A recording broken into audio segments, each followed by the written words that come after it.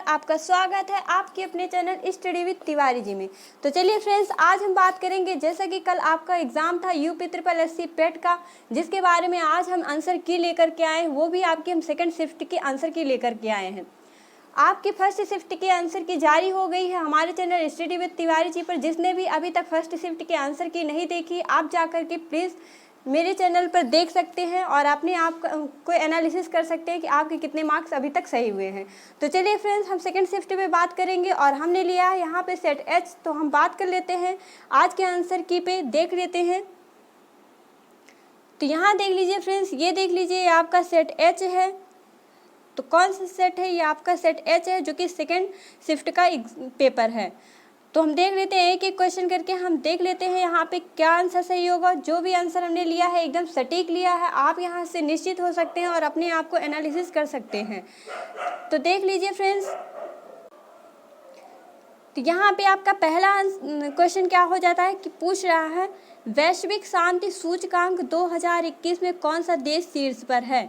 तो क्या कह रहा है कि वैश्विक शांति सूचकांक 2021 में कौन सा देश शीर्ष पर। आपके ऑप्शन है न्यूजीलैंड, पुर्तगाल, डेनमार्क, आइसलैंड। तो यहाँ पे आपका आंसर सही हो जाता है ऑप्शन नंबर डी, आइसलैंड। देख लीजिए फ्रेंड्स, दूसरा क्वेश्चन क्या पूछा गया था कि कौन सी राज्य सरकार ने मुख्यमंत्री दलित सशक्तिकरण योजना को लागू किया है। तो यहाँ पे दलित सशक्तिकरण योजना के बारे में पूछा गया था, किस राज्य सरकार ने सबसे पहले लागू किया था। तो यहाँ पे आपके चार ऑप्शन दिए गए थे, आंध्र प्रदेश, बिहार, तेलंगाना, तमिलनाडु। तो यहाँ पे आपका आंसर हो जाता है, तो यहाँ पे जो आपका आंसर हो जाएगा तेलंगाना राज्य हो जाएगा। आगे बात कर लेते हैं फ्रेंड्स, थर्ड क्वेश्चन पे चलते हैं। तो ये देख लीजिए, थर्ड क्वेश्चन आपका आ गया है। थर्ड क्वेश्चन में पूछा गया था निम्न में से किस देश को थंडर ड्रैगन की भूमि के नाम से जाना जाता है। क्या पूछा गया था कि थंडर ड्रैगन की भूमि के नाम से किसे जाना जाता है। तो यहाँ पे भूटान दिया गया ऑप्शन में, श्रीलंका हो गया, जापान हो गया, नेपाल हो गया। तो यहाँ पे आपका आंसर सही हो जाएगा ऑप्शन नंबर ए, भूटान। आगे देख लेते हैं हम, यहाँ पे फोर्थ नंबर पे चलते हैं। फोर्थ नंबर का क्वेश्चन देख लेते हैं। तो क्या है, फोर्थ नंबर के क्वेश्चन में पूछा गया था कि रियाद किस देश की राजधानी है। यहाँ पे रियाद जो है इसकी राजधानी पूछी गई थी। तो यहाँ पे आपका ऑप्शन हो जाएगा बांग्लादेश, इनमें से कोई नहीं, म्यांमार, सऊदी अरब। तो आपका यहाँ पे ऑप्शन सही हो जाता है ऑप्शन नंबर डी, सऊदी अरब।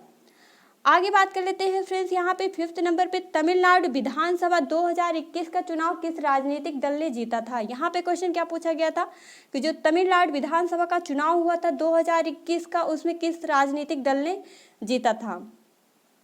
तो यहाँ पे आपके चार ऑप्शन दिए गए थे, कौन कौन से थे। बीजेपी दिया गया था, पीएमके दिया गया था, डीएमके दिया गया था और क्या दिया गया था, एआईडीएमके दिया गया था।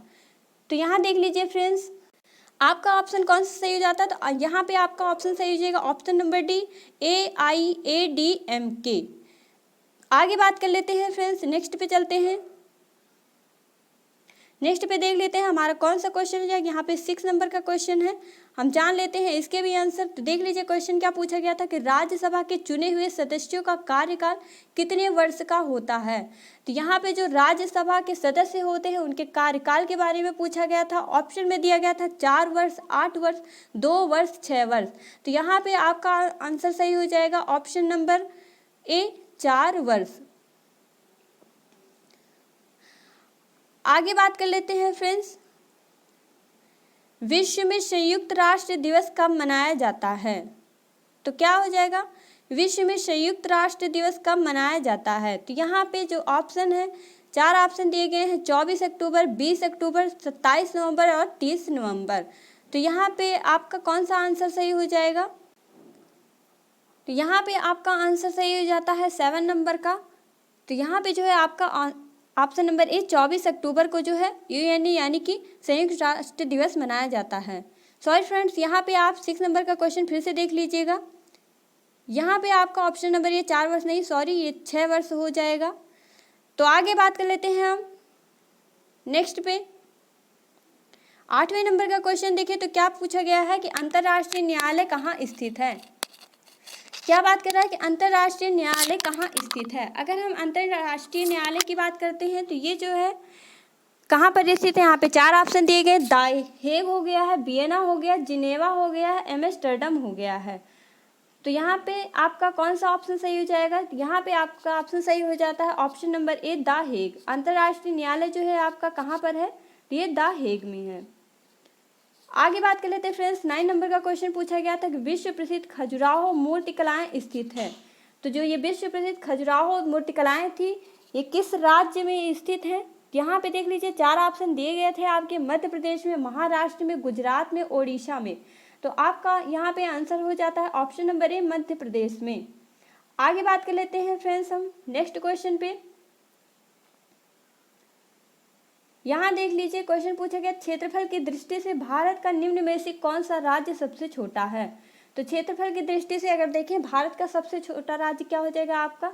यहाँ आपके 4 ऑप्शन थे, गोवा था, मिजोरम था, सिक्किम और मेघालय दिया गया था। तो यहाँ पे आपका आंसर सही हो जाता है ऑप्शन नंबर ए, गोवा। चलिए फ्रेंड्स हम नेक्स्ट देख लेते हैं 11 नंबर का क्वेश्चन। देखें तो 11 नंबर के क्वेश्चन में पूछा गया था कि निम्न में से कौन सी एक हरित गृह गैस नहीं है? तो यहाँ पे 4 ऑप्शन दिए गए थे फ्रेंड्स, हम चारों ऑप्शन को देख लेते हैं क्या क्या था। नाइट्रोजन था, फ्लोरोकार्बन यानी कि CFC था, मीथेन था, कार्बन डाइऑक्साइड था। तो आपको पता हो फ्रेंड्स कि क्लोरोफ्लोरोकार्बन जो है ये हरित गृह गैस है, मीथेन भी आपकी हरित गृह गैस है और कार्बन डाइऑक्साइड भी आपकी हरित गृह गैस है। तो यहाँ पे जो आपकी एक गैस नहीं होती है वो क्या हो जाएगी? आपका ऑप्शन नंबर ए, नाइट्रोजन हो जाएगा। आगे बात करते हैं फ्रेंड्स, हम 12 नंबर क्वेश्चन पे बात करेंगे। 12 नंबर क्वेश्चन में क्या पूछा गया था, देख लीजिए यहाँ पे, अर्जुन पुरस्कार किस लिए दिए जाते हैं? तो यहाँ पे अर्जुन पुरस्कार के बारे में पूछा गया। 4 ऑप्शन दिए गए थे, युद्ध में वीरता के लिए, विशिष्ट समाज सेवाओं के लिए, आपातकालीन स्थिति में विशिष्ट सेवा के लिए, खेल के क्षेत्र में उत्कृष्ट प्रदर्शन के लिए। तो यहाँ पे जो आपका आंसर सही हो जाता है, यहाँ पे आपका ऑप्शन नंबर डी सही हो जाएगा। अर्जुन पुरस्कार जो है खेल के क्षेत्र में उत्कृष्ट प्रदर्शन के लिए दिया जाने वाला पुरस्कार है। आगे बात कर लेते हैं फ्रेंड्स नेक्स्ट क्वेश्चन पे। देख लीजिए 13 नंबर का क्वेश्चन। 13 नंबर के क्वेश्चन पे बात करें तो पूछा गया था, प्रसिद्ध नवकाले 12 उत्सव इनमें से किस राज्य से संबद्ध है? तो प्रसिद्ध नवकाले 12 उत्सव इनमें से किस राज्य से संबद्ध है? तो ये आप यहाँ पे आपके 4 ऑप्शन पूछे गए थे, क्या क्या थे? बिहार था, केरल था, ओडिशा था, राजस्थान था। तो यहाँ पे आपका आंसर सही हो जाता है option number B, Odisha. Odisha में फ्रेंड्स आपका जगन्नाथ मंदिर है जहाँ पर ये उत्सव मनाया जाता है। आगे बात कर लेते हैं फ्रेंड्स हम 14 नंबर पे। अगर हम 14 नंबर पे बात करते हैं तो ये आपका गद्यांश दिया गया था। गद्यांश में पूछा गया था, उपर्युक्त गद्यांश में लेखक ने मुख्य रूप से बताया है कि, क्या बताया? उपर्युक्त गद्यांश में लेखक ने मुख्य रूप से बताया है कि, यहाँ पे आपके 4 ऑप्शन दिए गए थे, क्या क्या था? आज़ादी के संघर्ष में कृषकों का क्या योगदान था? महात्मा गांधी के नेतृत्व में राष्ट्रीय आंदोलन कैसा था? आज़ादी में क्रांतिकारियों की विशेष भूमिका थी? गुलाम देश की दशा कैसी थी? तो फ्रेंड्स हम आपको बता दें, यहाँ पर जो गद्यांश दिया गया है इसके शीर्षक के बारे में जो पूछा गया है, तो यहाँ पे अगर आप इस गद्यांश को पढ़े होंगे तो आपने देखा होगा कि इसमें जो है पूरा एनालिसिस करेंगे आप अगर इस गद्यांश का, तो इसमें महात्मा गांधी जो है राष्ट्रीय आंदोलन जो था, भारतीय स्वतंत्रता संग्राम जो था, उसके बारे में जो नेतृत्व किए थे उसी के बारे में बताया गया है। तो यहाँ पे आपका आंसर सही हो जाएगा कौन सा? तो यहाँ पे आपका आंसर सही हो जाता है option number B, Mahatma Gandhi के नेतृत्व में राष्ट्रीय आंदोलन कैसा था, यानी कि ऑप्शन नंबर बी यहाँ पे फ्रेंड्स आपका सही हो जाता है। चलते हैं फ्रेंड्स हम नेक्स्ट क्वेश्चन पे बात कर लेते हैं। क्वेश्चन नंबर 15 पे अगर हम बात करते हैं तो यहाँ पे देख लीजिए गद्यांश से रिलेटेड क्वेश्चन था। क्या था कि उपर्युक्त गद्यांश के लेखक का उद्देश्य क्या था? तो यहाँ पे लेखक का उद्देश्य पूछा गया था। तो यहाँ पे आपके ऑप्शन दिए गए थे, भारतीय स्वतंत्रता संग्राम की विशेषता बताना, जनतांत्रिकता से हानि बताना, धार्मिक आस्था और सद्व्यवहार को बढ़ावा देना, अंग्रेजी राज्य के दोष गिनाना। तो यहाँ पे जो आपका ऑप्शन सही हो जाता है फ्रेंड्स, यहाँ पे आपका ऑप्शन सही हो जाएगा ऑप्शन नंबर ए, भारतीय स्वतंत्रता संग्राम की विशेषता बताना। आगे बात कर लेते हैं फ्रेंड्स 16 नंबर क्वेश्चन पे। तो क्या पूछा गया? धर्मनिरपेक्षता से अभिप्राय है। अगर हम धर्मनिरपेक्षता से अभिप्राय की बात करें तो आप धर्मनिरपेक्षता जो है इसको पढ़े होंगे अपने संविधान में। तो वहाँ पे धर्मनिरपेक्षता को बताया गया था क्या? यहाँ पे 4 ऑप्शन दिए गए, धर्म में हस्तक्षेप न करना, किसी भी धर्म को ना मानना, सभी धर्मों का आदर, धर्म की अवज्ञा। तो यहाँ पे जो आपका आंसर सही हो जाता है तो क्या हो जाएगा, ऑप्शन नंबर सी, सभी धर्मों का आदर। धर्मनिरपेक्षता क्या होता है कि ये जो है सभी धर्मों को अपनाता है और सभी धर्मों के का सम्मान करता है, आदर करता है, उनकी अवहेलना नहीं करता है। तो आगे बात कर लेते हैं फ्रेंड्स, हम 17 नंबर क्वेश्चन पे अगर बात करते हैं तो 17 नंबर का क्वेश्चन क्या है,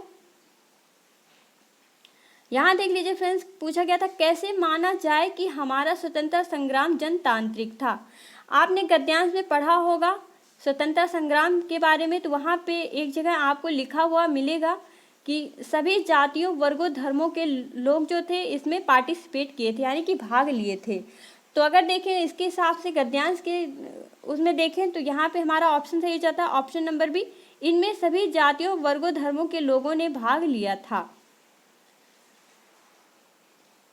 तो चलिए फ्रेंड्स आगे देख लेते हैं हम 18 नंबर का क्वेश्चन। अगर देखें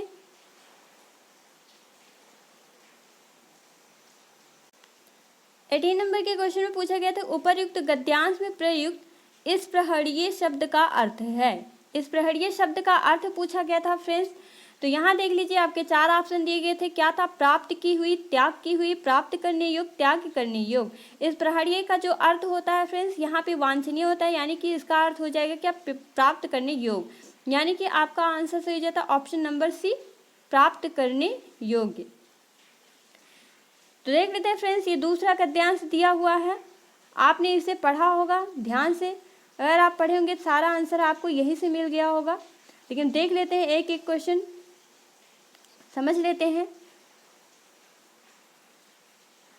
देख लीजिए फ्रेंड्स, यहाँ पे 19 नंबर का क्वेश्चन पूछा गया था, क्या वैज्ञानिक दृष्टि का अपेक्षाकृत अभाव होता है।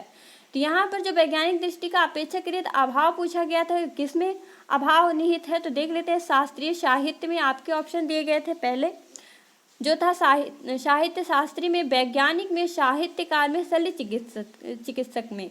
तो यहाँ पे जो आपका आंसर सही हो जाता है, तो यहाँ पे आपका आंसर सही हो जाएगा ऑप्शन नंबर बी, वैज्ञानिकों में। क्या है, वैज्ञानिकों में। आगे बात कर लेते हैं फ्रेंड्स हम 20 नंबर क्वेश्चन पे। 20 नंबर क्वेश्चन की बात करते हैं तो क्या है, पूछा गया था मानव शरीर को यंत्रवत कहा गया है क्योंकि, क्या कहा गया, मानव शरीर को यंत्रवत कहा गया है क्योंकि मानव शरीर यंत्र की भांति लवण्यमय होता है। मानव शरीर विधाता की सृष्टि की अनुपम कृति है। मानव शरीर दृढ़ मांसपेशियों और अवयवों से निर्मित है।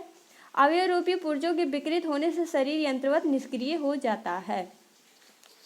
तो यहाँ बता दें फ्रेंड्स, यहाँ पे आपका कौन सा ऑप्शन सही हो जाता है यहाँ पे, तो आपका ऑप्शन नंबर सही हो जाएगा डी, अवयव रूपी पुर्जों के विकृत होने से शरीर यंत्रवत निष्क्रिय हो जाता है।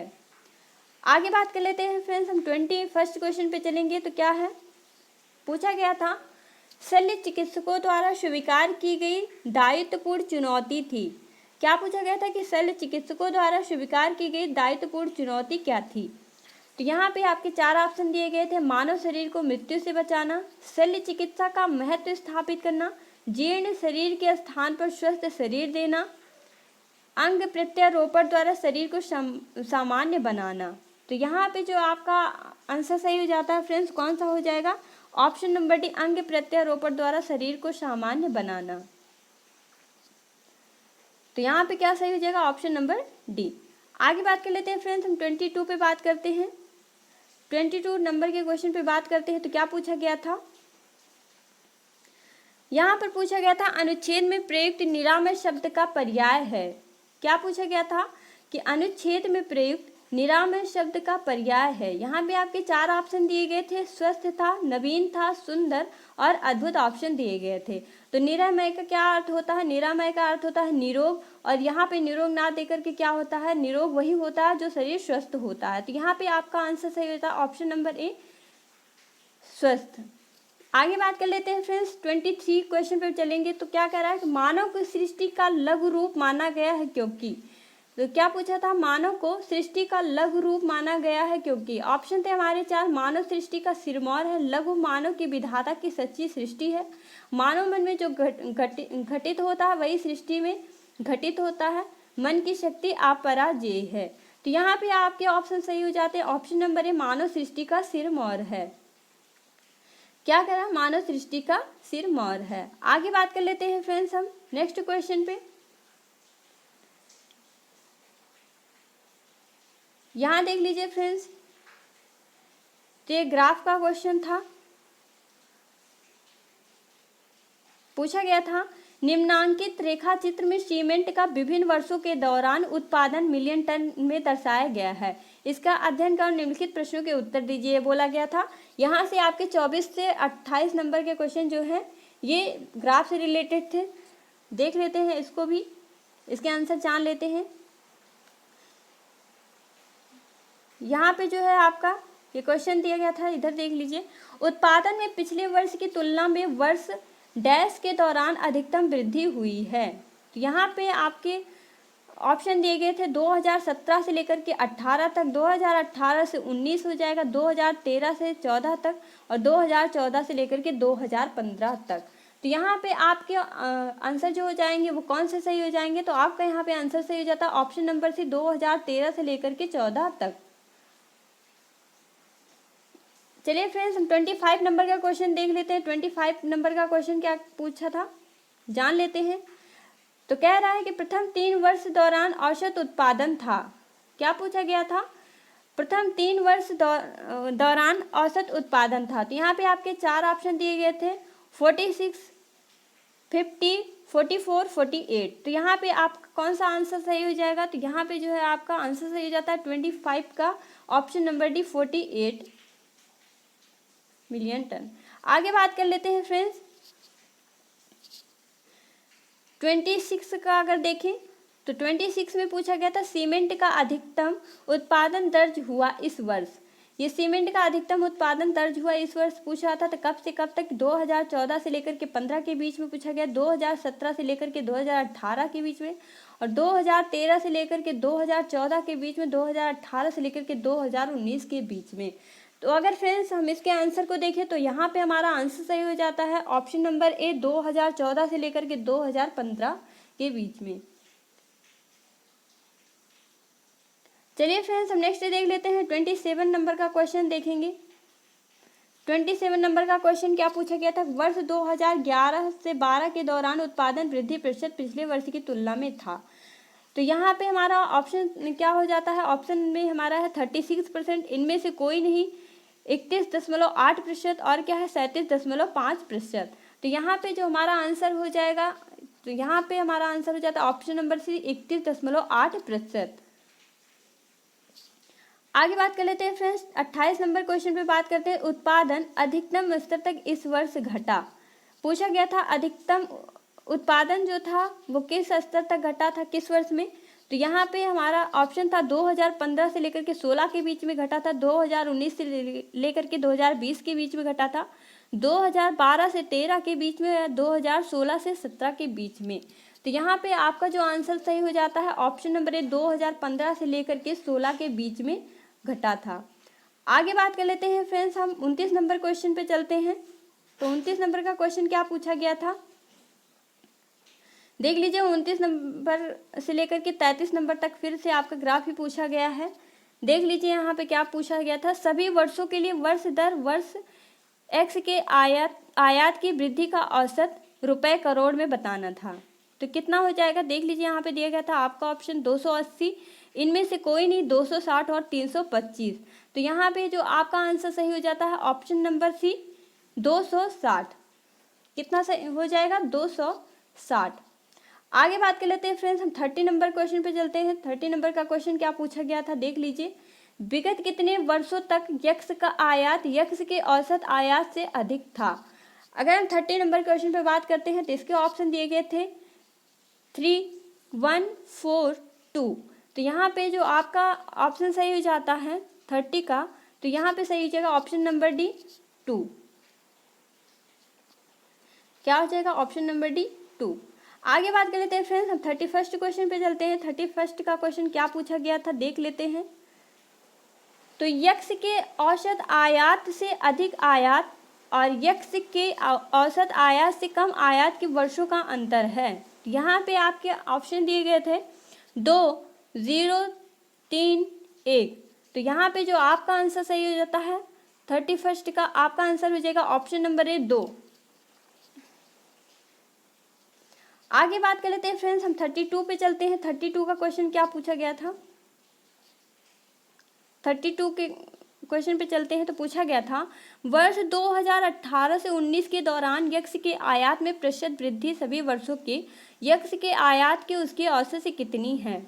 तो यहाँ पे आपके ऑप्शन दिए गए थे 63.5%, 64.38%, 50.9% और 70.6%। अगर फ्रेंड्स हम इसके आंसर की बात करते हैं तो यहाँ पे आपका आंसर क्या सही हो जाता है, ऑप्शन नंबर बी 64.38%। चलिए फ्रेंड्स हम आगे देख लेते हैं। 33 का क्वेश्चन देख लेते हैं। 33 का क्वेश्चन क्या पूछा गया था कि वर्ष 2014 से 15 के बीच में और 2015 से लेकर के 16 के दौरान यक्ष के आयात में वृद्धि प्रतिशत है।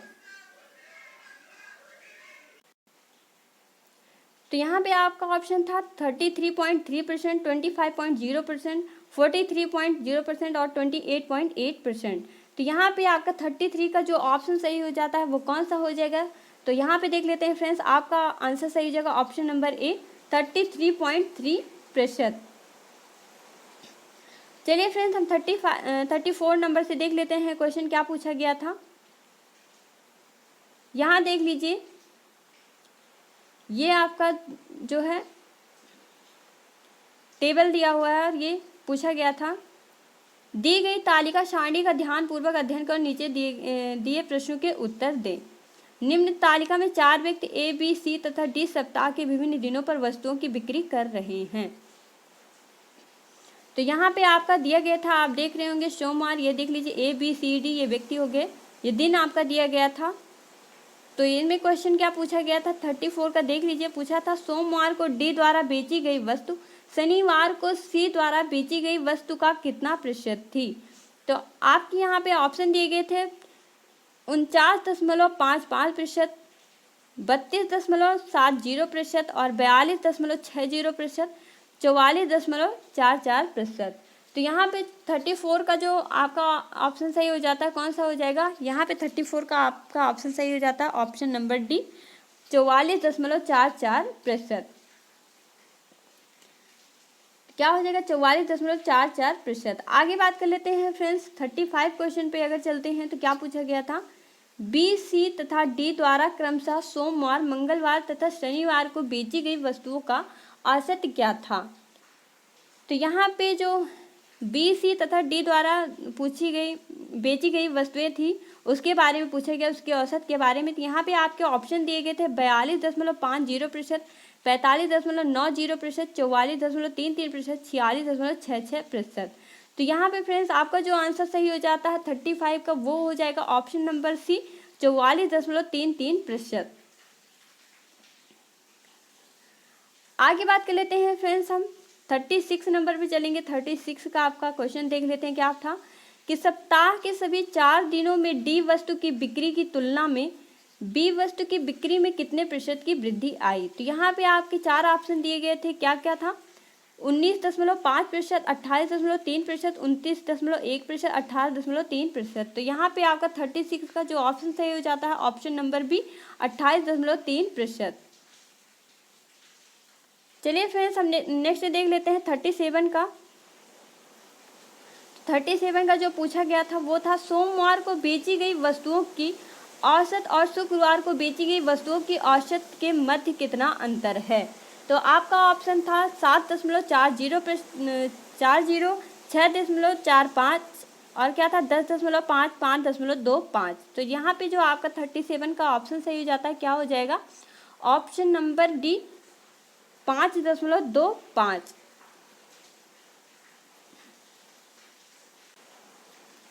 आगे देख लेते हैं फ्रेंड्स, हम 38 नंबर का क्वेश्चन देखें तो 38 नंबर का क्वेश्चन क्या पूछा गया था। यहाँ पे दिया गया था कि मंगलवार को ए द्वारा बेची गई वस्तु तथा शनिवार को सी द्वारा बेची गई वस्तु का अनुपात क्या था। तो आपका ऑप्शन दिया गया था 7:9, 8:7, 9:7 और 6:5। तो 38 का आपका कौन सा ऑप्शन सही हो जाएगा। तो यहाँ पे आपका ऑप्शन सही हो जाता है ऑप्शन नंबर ए 7:9। क्या हो जाएगा 7:9। आगे बात कर लेते हैं फ्रेंड्स, अब 39 पे चलते हैं। 39 पे देख लीजिए, 39 से लेकर के 43 तक भी आपकी ये तालिका दी गई है जिनमें क्वेश्चन पूछा गया था। एक सेकेंड,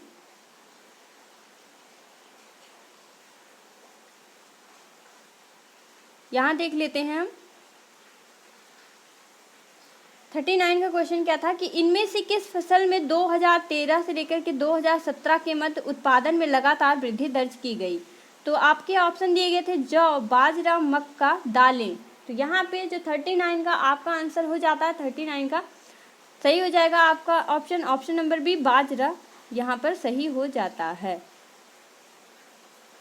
आगे बात कर लेते हैं फ्रेंड्स, हम 40 पे चलते हैं, 40 नंबर क्वेश्चन पे चलते हैं। तो 40 नंबर के क्वेश्चन में क्या पूछा गया था, 2010 से लेकर के 2011 और 2016 और 17 की अवधि के मध्य आलू का औसत उत्पादन कितना है। तो 2010 से लेकर के 2011 के बीच में और तब से लेकर के 2016 और 17 की अवधि तक जो है मध्य में आलू का औसत उत्पादन पूछा गया था। यहाँ पे आपके 4 ऑप्शन दिए गए थे, 293.86 टन, 253.86 टन, 310.00 टन और 353.96 टन। तो यहाँ पे अगर हम फ्रेंड्स देखें आंसर की बात करें तो यहाँ आपका आंसर सही जगह ऑप्शन नंबर है 293.86 टन। आगे बात कर लेते हैं फ्रेंड्स, हम 41 पे चलते हैं। 41 का क्वेश्चन देख लेते हैं क्या पूछा गया था। यहाँ देख लीजिए, 2016 से और 17 के मध्य में किस फसल के उत्पादन में पिछले वर्ष की तुलना में गिरावट दर्ज की गई। तो यहाँ पे आपके ऑप्शन हो जाएंगे बाजरा, आलू, जौ और चावल। इनमें जो है ये 4 ऑप्शन दिए गए थे और इनमें पूछा गया था किसमें गिरावट दर्ज की गई थी। तो यहाँ पे जो 41 का क्या हो जाएगा आपका आंसर, 41 का देख लेते हैं। यहाँ पे आपका आंसर सही जाता है ऑप्शन नंबर डी, चावल। चावल में जो है आपकी गिरावट दर्ज की गई थी। आगे बात कर लेते हैं फ्रेंड्स, 42 नंबर के क्वेश्चन पे चलते हैं। तो क्या पूछा गया था, आलू का उत्पादन 2015 से 16 में और 2010 से लेकर के 11 का अंदाजतन कितना गुणा है, अंदाजन कितना गुणा है, ये पूछा गया था। तो फ्रेंड्स देख लेते हैं, आपके 4 ऑप्शन दिए गए थे, 2.00, 1.90, 1.82 और 2.10। तो बात कर लेते हैं यहाँ पे 42 का। अगर हम आंसर की बात करते हैं तो यहाँ पे आपका सही हो जाता है ऑप्शन नंबर बी, 1.90। आगे बात कर लेते हैं फ्रेंड्स, हम 43 नंबर के क्वेश्चन पे चलते हैं। 43 नंबर का क्वेश्चन जो है देख लेते हैं क्या है। तो पूछा गया था गेहूं उत्पादन में किस वर्ष के दौरान गिरावट दिखाई दी। गेहूं उत्पादन में किस वर्ष के दौरान गिरावट दिखाई दी। तो यहाँ पे देखेंगे 2015 से 16 के बीच में, 2016 से 17 के बीच में, 2013 से 14 के बीच में, 2014 से 15 के बीच में। तो देख लीजिए फ्रेंड्स, यहाँ पे जो आपका 43 का ऑप्शन हो जाएगा कौन सा सही। तो यहाँ पे आपका ऑप्शन सही जाता है ऑप्शन नंबर से 2013 से 14 के बीच में। चलिए फ्रेंड्स, हम 44 नंबर क्वेश्चन पे चलते हैं। 44 नंबर का क्वेश्चन देख लेते हैं क्या पूछा गया था। सिराजुद्दौला किस युद्ध में अंग्रेजों से पराजित हुआ था। यहाँ पे जो सिराजुद्दौला था उसके बारे में पूछा गया है। तो किस युद्ध में अंग्रेजों से पराजित हुआ था। तो यहाँ पे देख लीजिए फ्रेंड्स, आपके 4 ऑप्शन दिए गए थे, प्लासी, इनमें से कोई नहीं, बक्सर का युद्ध और वाड़ीवास का युद्ध। तो यहाँ पे आपका ऑप्शन सही हो जाता है ऑप्शन नंबर है प्लासी का युद्ध। प्लासी के युद्ध में सिराजुद्दौला जो है वो अंग्रेजों से पराजित हुआ था। आगे बात कर लेते हैं फ्रेंड्स, हम 45 नंबर के क्वेश्चन पे चलते हैं। तो इनमें पूछा गया था इनमें कौन हड़प नीति का कट्टर समर्थक था। तो हड़प नीति का जो कट्टर समर्थक था वो कौन था। आपके 4 ऑप्शन दिए गए थे, lord Dalhousie, lord Hastings, lord Wellesley और लॉर्ड मिंटो। तो इनमें जो है हड़प नीति यानी डॉक्ट्रिन ऑफ लेप्स जो दिया था, किसने दिया था, लॉर्ड डलहौजी ने ही दिया था। तो यहाँ पे आपका आंसर सही हो जाता है ऑप्शन नंबर ए, लॉर्ड डलहौजी। आगे बात कर लेते हैं फ्रेंड्स, हम नेक्स्ट पे 46 पे चलते हैं। देख लीजिए 46 नंबर का क्वेश्चन क्या पूछा गया था। पूछा गया था यहाँ पे फ्रेंड्स कि भारतीय इतिहास में धन्वंतरी कौन थे।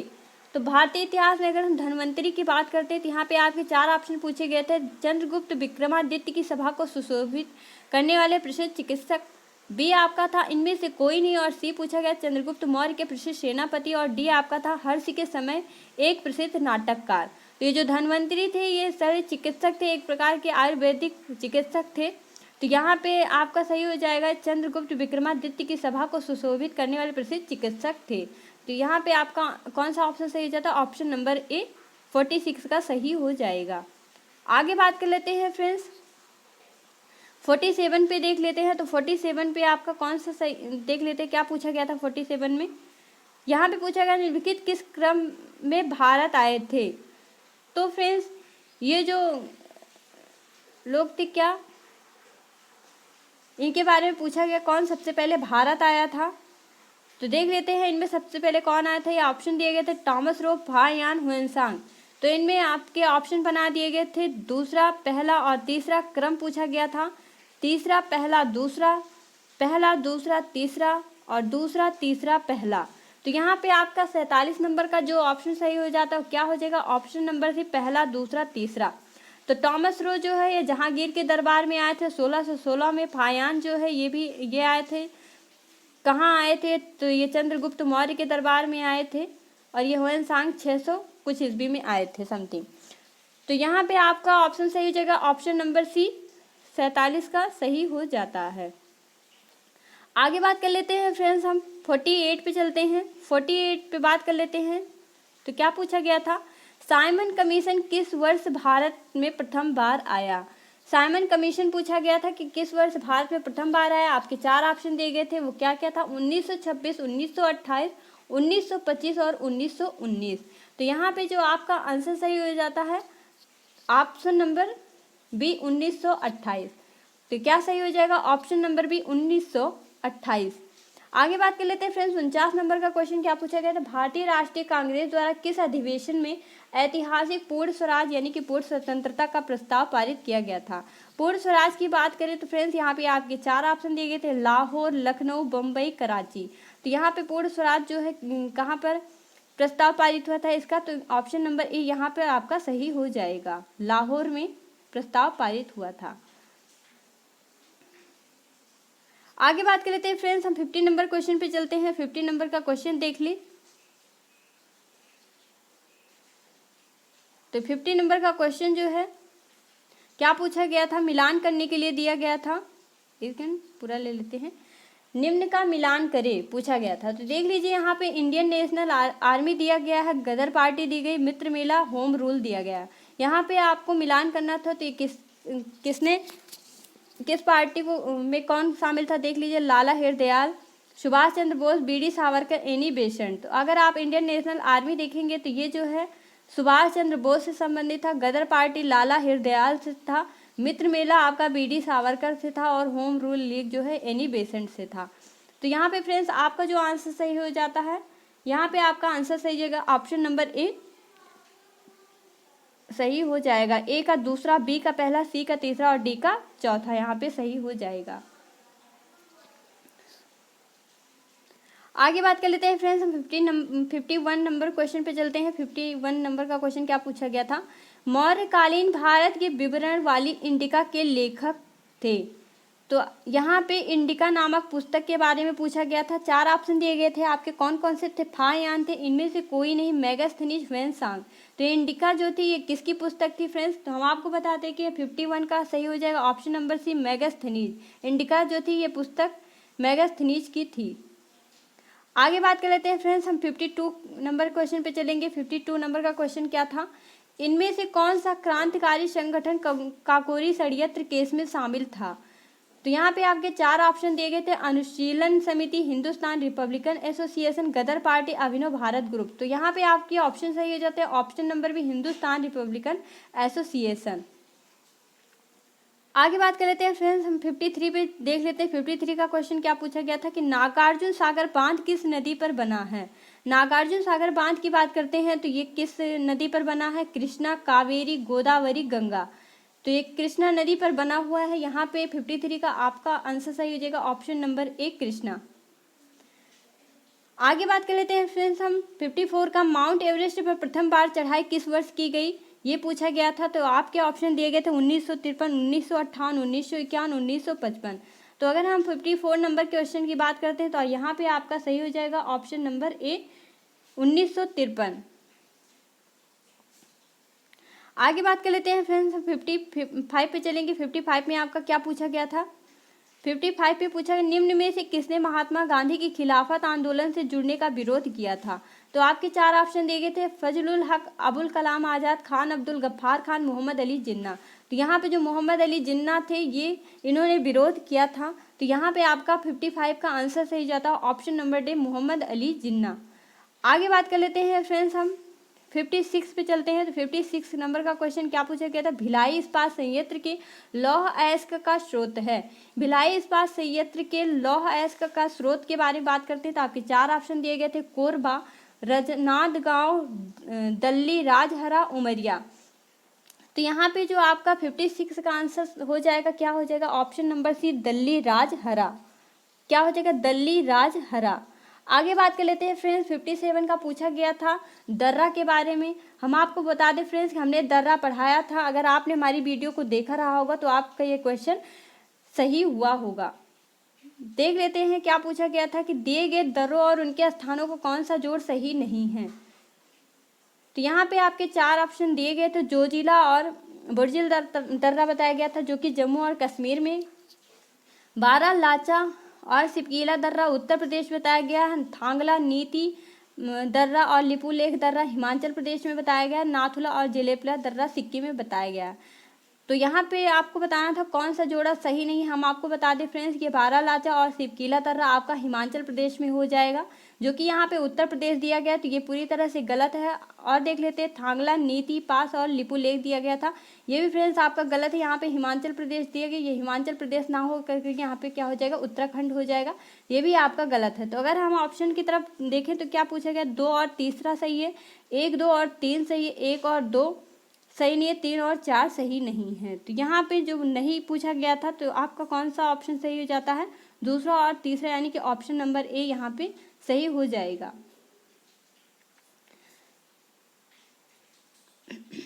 आगे बात कर लेते हैं फ्रेंड्स, हम 58 नंबर क्वेश्चन पे चलेंगे। तो 58 नंबर का क्वेश्चन जो है देख लेते हैं, भरतपुर में स्थित पक्षी अभ्यारण्य राष्ट्रीय उद्यान का नाम है। आपके चार ऑप्शन दिए गए थे, दर्रा अभ्यारण्य, घाट प्रभा अभ्यारण्य, भैंसरोडगढ़ अभ्यारण्य, केवलादेव घाना राष्ट्रीय उद्यान।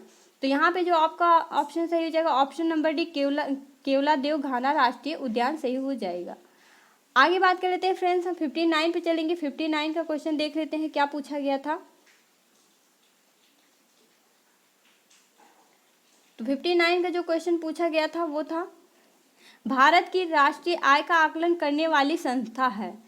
तो भारत की राष्ट्रीय आय का आकलन करने वाली संस्था कौन सी है? नीति आयोग, केंद्रीय सांख्यिकी संगठन, आरबीआई, वित्त मंत्रालय। तो फ्रेंड्स हम आपको बता दें यहाँ पे आपका 59 का आंसर हो जाएगा ऑप्शन नंबर केंद्रीय सांख्यिकी संगठन हो जाएगा। आगे बात करते हैं फ्रेंड्स, सेवा क्षेत्र का दूसरा नाम क्या है, ये पूछा गया था। तो सेवा क्षेत्र का दूसरा नाम क्या है देख लेते हैं। चार ऑप्शन पूछे गए थे आपके, प्राथमिक कृषि, तृतीयक, द्वितीयक। तो ये सेवा क्षेत्र जो है इसका दूसरा नाम क्या है? तृतीयक क्षेत्र हो जाएगा। तो यहाँ पे आपका ऑप्शन सही जाता है ऑप्शन नंबर सी, तृतीयक क्षेत्र। आगे बात करते हैं फ्रेंड्स, हम 61 नंबर क्वेश्चन पे चलेंगे। 61 नंबर का क्वेश्चन क्या था? पूछा था, भारत में श्वेत क्रांति के जनक के रूप में कौन जाना जाता है। तो भारत में श्वेत क्रांति के जनक के रूप में जाना कौन जाता था? देख लीजिए, आपके चार ऑप्शन दिए गए थे, doctor Verghese Kurien, Norman Edward, Balwant Rai Mehta, MS Swaminathan. हम आपको बता दें फ्रेंड्स, यहाँ पे जो आपका श्वेत क्रांति का जनक था वो थे डॉक्टर वर्गीस कुरियन थे। तो यहाँ पे 61 का आपका ऑप्शन सही जाएगा option number A, doctor Verghese Kurien. आगे बात करते हैं फ्रेंड्स, 62 नंबर क्वेश्चन पे चलेंगे। तो क्या पूछा गया था, किसके पढ़ने के फलस्वरूप निजी निवेश में वृद्धि की अधिक संभावना होगी। तो ये पूछा गया था 62 का। तो देख लेते हैं, आपके चार ऑप्शन दिए गए थे, शेयरों की कीमत, व्यक्तिगत दर, ब्याज दर, नई पूंजी, अनुमानित प्राप्ति। तो यहाँ पे आपका कौन सा ऑप्शन सही हो जाता है? ऑप्शन नंबर डी, नई पूंजी पर अनुमानित प्राप्ति। आगे बात कर लेते हैं फ्रेंड्स, हम 63 नंबर क्वेश्चन पे चलेंगे। 63 नंबर का क्वेश्चन क्या पूछा गया था देख लेते हैं। पूछा गया था, भारत के संविधान में इनमें से क्या राज्य सूची में सम्मिलित नहीं है। राज्य सूची में कौन सा सम्मिलित नहीं है? अगर बात करते हैं 63 नंबर क्वेश्चन की, तो ऑप्शन दिए गए थे, कानून और व्यवस्था, दंड प्रक्रिया संहिता, पुलिस, जेल। तो ये जो है आपका 63 का आंसर हो जाएगा यहाँ पे फ्रेंड्स। ऑप्शन नंबर बी दंड प्रक्रिया संहिता ये हो जाएगा।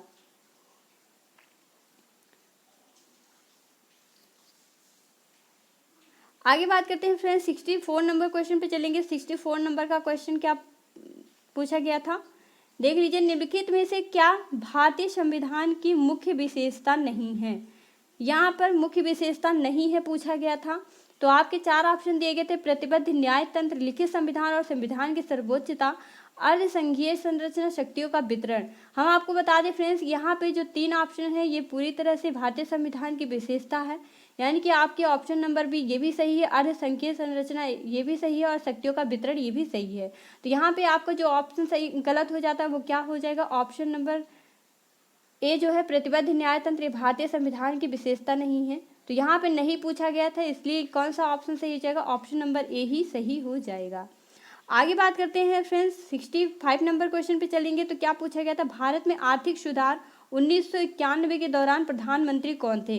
1991 के दौरान अगर हम बात करें तो प्रधानमंत्री आपके कौन थे, अटल बिहारी वाजपेयी, इनमें से कोई नहीं, पीवी नरसिम्हा राव और डॉक्टर मनमोहन सिंह। तो यहाँ पे आपके ऑप्शन सही हो जाते हैं, option number C PV Narasimha Rao. PV Narasimha Rao जो थे 1991 के दौरान प्रधानमंत्री थे। आगे बात करते हैं फ्रेंड्स, हम 66 नंबर क्वेश्चन पे चलेंगे। 66 नंबर का क्वेश्चन देख लेते हैं।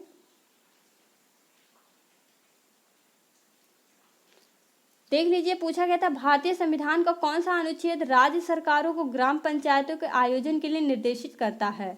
तो यहाँ पे ग्राम पंचायतों के आयोजन के लिए निर्देशित करता है कौन सा अनुच्छेद, तो यहाँ पे चार ऑप्शन थे, अनुच्छेद 40, अनुच्छेद 46, अनुच्छेद 38, अनुच्छेद 44। तो यहाँ पे आपका आंसर सही हो जाए, ऑप्शन नंबर है अनुच्छेद 40। अनुच्छेद 40 जो है आपका ये ग्राम पंचायत से संबंधित अनुच्छेद है। आगे बात करते हैं फ्रेंड्स 67 नंबर क्वेश्चन पे चलते हैं। पूछा गया था त्रिस्तरीय पंचायती राज व्यवस्था का विचार किसने रखा था। तो चार ऑप्शन दिए गए थे आपके, अशोक मेहता कमेटी, इनमें से कोई नहीं, बलवंत राय मेहता कमेटी, रॉयल कमीशन। तो यहाँ पे आपका आंसर सही कौन सा सही हो जाएगा, ऑप्शन नंबर सी बलवंत राय मेहता कमेटी हो जाएगा। तो क्या हो जाएगा, बलवंत राय मेहता कमेटी, यहाँ पे आपका आंसर सही हो जाता है। आगे बात करते हैं फ्रेंड्स, हम 68 नंबर क्वेश्चन पे चलते हैं। 68 नंबर का क्वेश्चन पूछा गया था, निम्न में से क्या भारतीय नागरिकों को आर्थिक न्याय प्रदान करता है। तो यहाँ पे जो पूछा गया था क्वेश्चन कि भारतीय नागरिक जो है उनको आर्थिक न्याय कौन प्रदान करता है। तो आपके चार ऑप्शन दिए गए थे, मौलिक कर्तव्य, इनमें से कोई नहीं, मौलिक अधिकार, राजनीति के निर्देशक सिद्धांत। तो यहाँ पे आपका ऑप्शन सही हो जाएगा, ऑप्शन नंबर डी राजनीति के निर्देशक सिद्धांत। आगे बात करते हैं फ्रेंड्स, हम 69 क्वेश्चन पे चलेंगे। 69 नंबर का क्वेश्चन देख लेते हैं क्या पूछा गया था। तो था प्रतिरोध की एसआई इकाई क्या है। प्रतिरोध की एसआई इकाई पूछा गया था। तो आपके चार ऑप्शन थे, ओम, एम्पियर, फैराडे, वोल्ट। तो कौन सा आपका सही हो जाता है यहाँ पे देख लीजिए फ्रेंड्स, आपका सही हो जाएगा ऑप्शन नंबर ए ओम। क्या सही हो जाएगा, ओम। आगे बात करते हैं, नींबू का खट्टा स्वाद इनमें से किसकी उपस्थिति के कारण होता है। तो यहाँ पे नींबू का खट्टा स्वाद पूछा गया था, किसकी उपस्थिति के कारण होता है। ऑप्शन दिए गए थे, एसिटिक अम्ल, फार्मिक अम्ल, साइट्रिक अम्ल और ऑक्सैलिक अम्ल। तो यहाँ पे आपका आंसर सही हो जाता है ऑप्शन नंबर सी साइट्रिक अम्ल।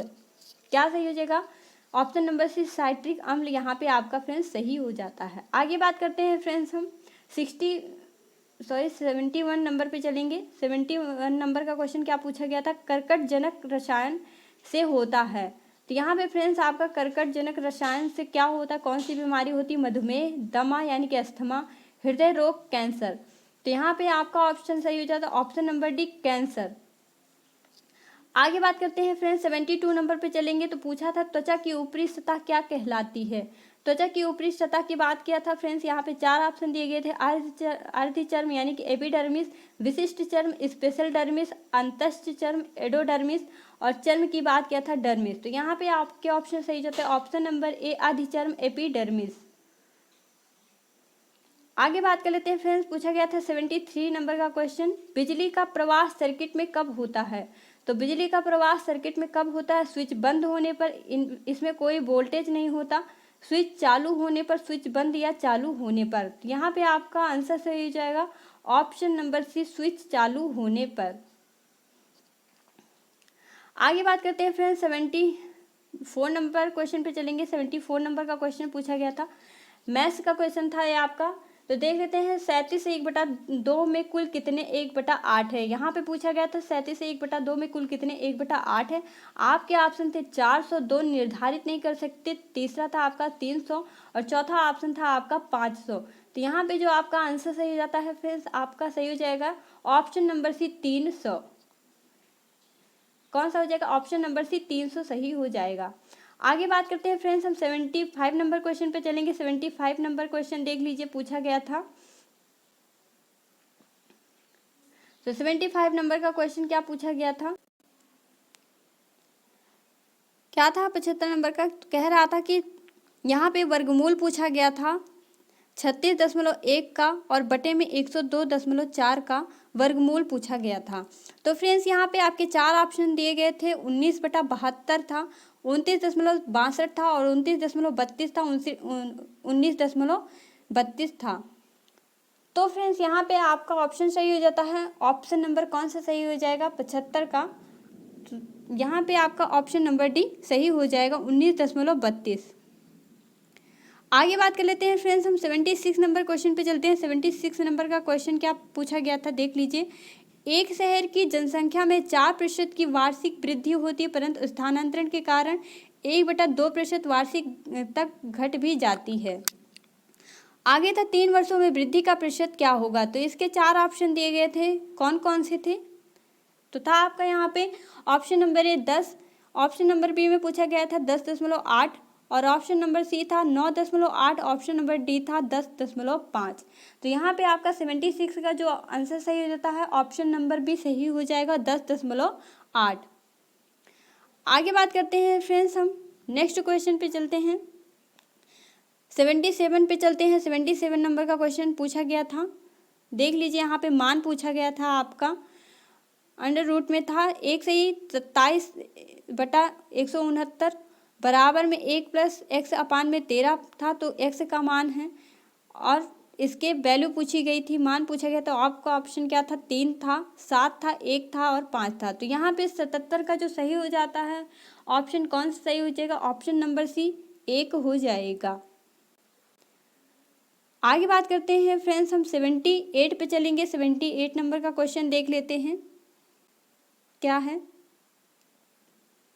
78 नंबर का क्वेश्चन पूछा गया था फ्रेंड्स, यहाँ पे 13 परिणामों का औसत 68 है, पहले 7 का औसत 63 है और आखिरी 7 का औसत 70 है। तो 7वें का परिणाम क्या होगा?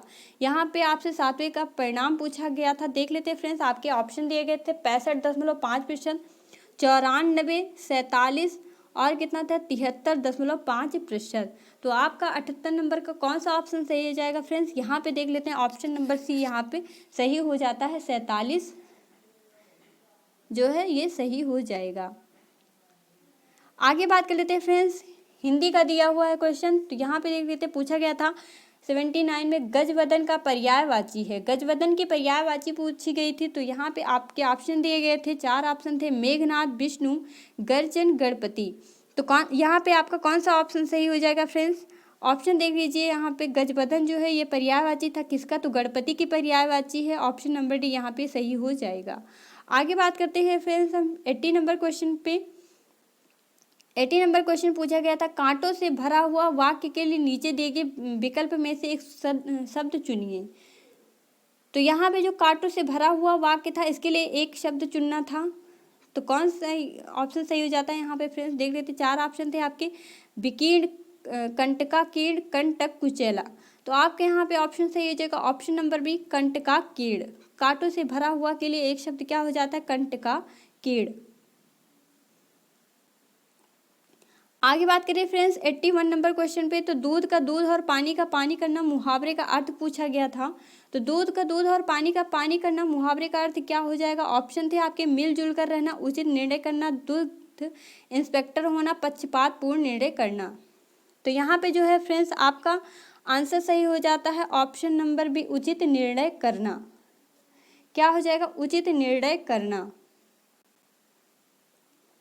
आगे बात कर लेते हैं फ्रेंड्स, 82 नंबर पे चलेंगे। शुद्ध वर्तनी का चयन कीजिए पूछा गया था, देख लीजिए। तो यहाँ पे 4 ऑप्शन दिए गए थे, बाहिष्कार, बहिष्कार, बहिष्कार, बहिष्कार। तो यहाँ पे आपके ऑप्शन सही हो जाएंगे ऑप्शन नंबर डी बहिष्कार। आगे बात करते हैं फ्रेंड्स, हम नेक्स्ट पे चलेंगे। पूछा था निम्न में से तीसरे का विलोम शब्द क्या है। तो तीसरे का विलोम शब्द क्या हो जाएगा, चार ऑप्शन थे, तृष्णा, कुंठित, तीव्र, त्यागी। तो यहाँ पे आपका सही हो जाता ऑप्शन नंबर बी कुंठित सही हो जाता है। तो तीसरे का विलोम क्या हो जाता है, कुंठित सही हो जाता है। आगे बात करते हैं फ्रेंड्स, हम नेक्स्ट पे चलते हैं। 84 नंबर पे चलेंगे। 84 नंबर का क्वेश्चन क्या पूछा गया था देख लेते हैं। ये आपका इंग्लिश का पैसेज दिया हुआ था। इंग्लिश के पैसेज में पूछा गया था द 84 नंबर का क्वेश्चन है the author jumped out of bed because.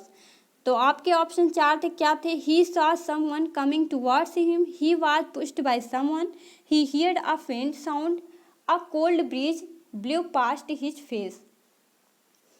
Friends हम आपको बताएं यहाँ पे जो आपका ऑप्शन सही हो जाता है वो कौन सा हो जाएगा।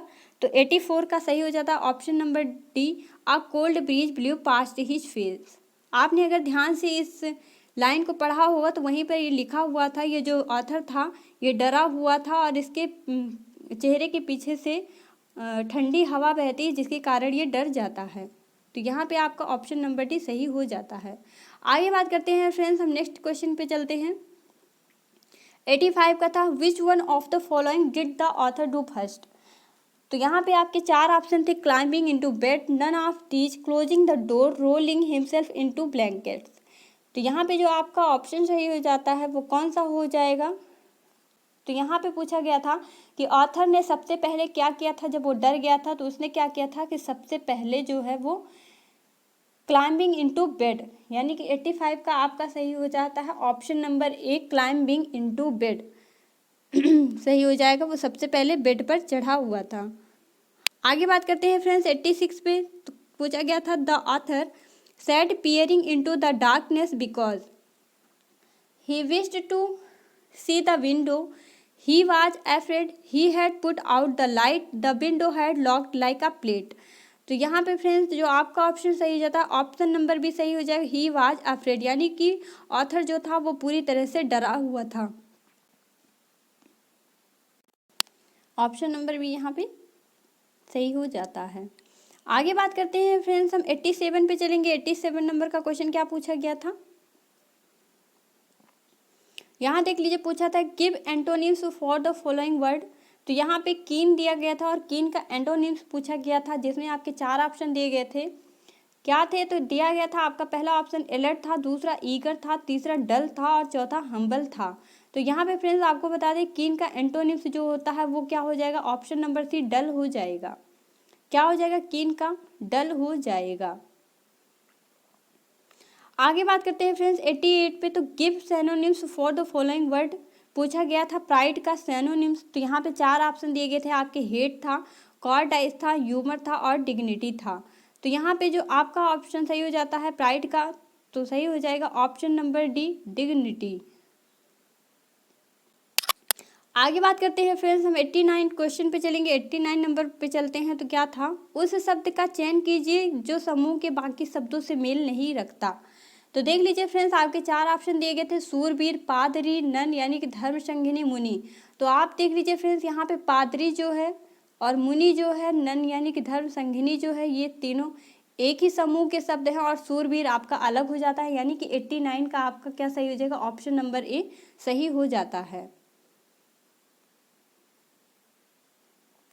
आगे बात करते हैं फ्रेंड्स 90 नंबर पे चलते हैं। 90 नंबर का क्वेश्चन क्या पूछा है, किसी निश्चित कूट भाषा में कंप्यूट्रोन को लिखा जाता है PMOCTUENOR, इसी कूट भाषा में एडवांटेजेस को क्या लिखा जाएगा। तो देख लीजिए फ्रेंड्स यहाँ पे आपके चार ऑप्शन थे, कौन कौन से देख लेते हैं। यहाँ देख लीजिए ए था आपका ABDATNSEGA, और क्या था आपका बी नंबर था NABDASEGAT, सी था SEGATNABAD, और क्या था आपका डी में ABDATASEGN। तो फ्रेंड्स हम आपको बता दें कि यहाँ पे जो कोड भाषा में लिखा गया था एडवांटेजेस, इसको अगर हम लिखेंगे तो इसका ऑप्शन कौन सा सही हो जाता है, यहाँ पे 90 का आपका ऑप्शन नंबर ए यहाँ पे सही हो जाएगा। तो 90 का क्या हो जाएगा, 90 का जो है ऑप्शन नंबर ए सही हो जाएगा। आगे बात करते हैं फ्रेंड्स, 91 नंबर पे चलते हैं। तो क्या पूछा गया था, एक आदमी ने एक महिला से कहा तुम्हारी माँ के पति की बहन मेरी बुआ है। क्या पूछा था कि एक आदमी ने एक महिला से कहा तुम्हारी माँ के पति की बहन मेरी बुआ है, वह महिला उस आदमी से किस प्रकार संबंधित है। तो देख लीजिए फ्रेंड्स, यहाँ पे आपके 4 ऑप्शन दिए गए थे, पोती, बहन, पुत्री, माँ। तो यहाँ पे आपका कौन सा ऑप्शन सही हो जाता है फ्रेंड्स, तो यहाँ पे देख लेते हैं, आपका ऑप्शन सही हो जाता है ऑप्शन नंबर बी, बहन। तो यहाँ पे जो उस महिला से उस आदमी का संबंध था किस प्रकार था, तो बहन का संबंध था। आगे बात करते हैं फ्रेंड्स, 92 नंबर क्वेश्चन पे चलते हैं। तो पूछा गया था दिए गए विकल्पों में से संबंधित शब्द का चयन कीजिए। तो देख लीजिए, यहाँ पे पूछा गया था कुत्ता का संबंध रेबीज से है, तो मच्छर के काटने से कौन सा रोग होता है। तो 4 ऑप्शन दिए गए थे, मृत्यु, डसना, प्लेग, मलेरिया। तो देख लीजिए फ्रेंड्स, यहाँ पे कुत्ते के काटने से रेबीज होता है और मच्छर के काटने से क्या होगा, जो यहाँ पे मादा इन्फ्लुएंजा मच्छर होती है वो अगर काट लेता है तो कौन सा यहाँ पे रोग हो जाता है आपको, तो यहाँ पे ऑप्शन नंबर डी सही हो जाएगा, मलेरिया। आगे बात करते हैं फ्रेंड्स, हम 93 नंबर क्वेश्चन पे चलेंगे। 93 नंबर का क्वेश्चन पूछा गया था भारत के उस प्रथम राज्य का नाम क्या है जिसने अपने सभी निवासियों को स्वास्थ्य बीमा प्रदान किया है। तो यहाँ पे आपके 4 ऑप्शन थे, तेलंगाना, कर्नाटक, गुजरात, राजस्थान। तो फ्रेंड्स हम आपको बता दें कि 93 का आपका सही हो जाएगा ऑप्शन नंबर डी, राजस्थान। आगे बात करते हैं 94 नंबर क्वेश्चन पे। आरबीआई ने 22 जुलाई 2021 से किस भुगतान तंत्र को नए कार्ड जारी करने पर प्रतिबंध लगा दिया है। तो देख लीजिए, आपका ऑप्शन था वीज़ा, इनमें से कोई नहीं, मास्टर कार्ड, रुपए। तो आपका 94 का आंसर हो जाता है फ्रेंड्स यहाँ पे option number C, Mastercard. आगे बात करते हैं फ्रेंड्स, हम 95 नंबर पे चलेंगे। 95 नंबर का क्वेश्चन पूछा गया था योग के बारे में जागरूकता बढ़ाने के उद्देश्य से भारत में किसके द्वारा मोबाइल ऐप नमस्ते योग शुरू किया गया। तो गृह मंत्रालय, इनमें से कोई नहीं, स्वास्थ्य एवं परिवार कल्याण मंत्रालय, आयुष मंत्रालय। तो फ्रेंड्स आपका यहाँ पे 95 का जो है सही हो जाता है कौन सा, आयुष मंत्रालय। आयुष मंत्रालय के द्वारा ये योग जो है ऐप, मोबाइल ऐप निकाला गया था। आगे बात करते हैं फ्रेंड्स, हम 96 नंबर क्वेश्चन पे चलेंगे। देख लेते हैं 96 नंबर का क्वेश्चन क्या पूछा गया था। यहाँ पर सर यदि 18 फरवरी 2005 को शुक्रवार है तो 18 फरवरी 2007 को कौन सा दिन होगा। तो क्या था कि 18 फरवरी 2005 को शुक्रवार है तो 18 फरवरी 2007 को कौन सा दिन होगा पूछा गया था फ्रेंड। यहाँ पे आपके 4 ऑप्शन दिए गए थे, सोमवार, बुधवार, रविवार, मंगलवार। तो देख लीजिए यहाँ पे आपका 96 का सही हो जाता है ऑप्शन नंबर सी, रविवार। आगे देख लीजिए फ्रेंड्स, 97 नंबर क्वेश्चन पे चलते हैं। 97 नंबर क्वेश्चन क्या था, 2021 से 2022 के दूसरे क्वार्टर या जुलाई से सितंबर के लिए सुकन्या समृद्धि खाते की ब्याज दर क्या है। तो यहाँ पूछा गया था, ऑप्शन था आपका 6.6%, 9.6%, 7.6% और 8.6%। तो यहाँ पे आपका ऑप्शन सही जाता है ऑप्शन नंबर सी, 7.6%। आगे बात करते हैं फ्रेंड्स, 98 नंबर क्वेश्चन पे बात कर लें तो क्या था आपका, भारतीय सेना ने कश्मीर में अपनी एक फायरिंग रेंज का नाम बॉलीवुड अभिनेत्री डैश के नाम पर रखा है। तो यहाँ पे आपके 4 ऑप्शन थे, प्रियंका चोपड़ा, विद्या बालन, ऐश्वर्या राय बच्चन, दीपिका पादुकोण। तो हम आपको बता दें फ्रेंड्स, यहाँ पे जो है आपका किस अभिनेत्री के नाम पर फायरिंग रेंज जो है वो रखा गया है। तो यहाँ पे 98 का सही जगह ऑप्शन नंबर भी, विद्या बालन। आगे बात कर लेते हैं फ्रेंड्स 99 का। 99 की बात करते हैं, वर्ष 2021 के लिए किस देश का पासपोर्ट विश्व में सबसे शक्तिशाली पासपोर्ट की श्रेणी में सबसे ऊपर है। तो क्या पूछे गए थे कि वर्ष 2021 के लिए किस देश का पासपोर्ट विश्व में सबसे शक्तिशाली पासपोर्ट की श्रेणी में सबसे ऊपर है। ऑप्शन दिए गए थे यहाँ पे आपके 4 थे, यूएसए, जापान, रूस और भारत। तो यहाँ पे आपका 99 का कौन सा सही जाएगा, 99 का आपका सही जाता है ऑप्शन नंबर बी, जापान। आगे बात कर लें फ्रेंड्स, हम 100 नंबर क्वेश्चन पे चलते हैं। तो पूछा गया था टोक्यो के बारे में, टोक्यो पैरालंपिक्स के बारे में क्वेश्चन था। तो देख लेते, पूछा है टोक्यो पैरालंपिक 2021 में किसको भारतीय दल के ध्वजवाहक के लिए नामित किया गया था। ऑप्शन था आपका मरियप्पन थंगवेलु, अजीत सिंह, कशिश लाकड़ा, देवेंद्र झझरिया। तो यहाँ पे आपका ऑप्शन सही था, ऑप्शन नंबर ए मरियप्पन थंगवेलु। तो बस फ्रेंड्स, आपके 100 क्वेश्चन कंप्लीट हुए। हमने सटीक आंसर की जारी किया है और आप खुद को यहाँ से देख सकते हैं, मेज़र कर सकते हैं कि आपने एग्ज़ाम में कितने मार्क्स गेन किए हैं। तो बस आज के लिए इतना ही। हम फिर मिलेंगे नए टॉपिक के साथ बहुत जल्द ही और नई क्लास को लेकर के। तब तक के लिए नमस्कार, थैंक यू।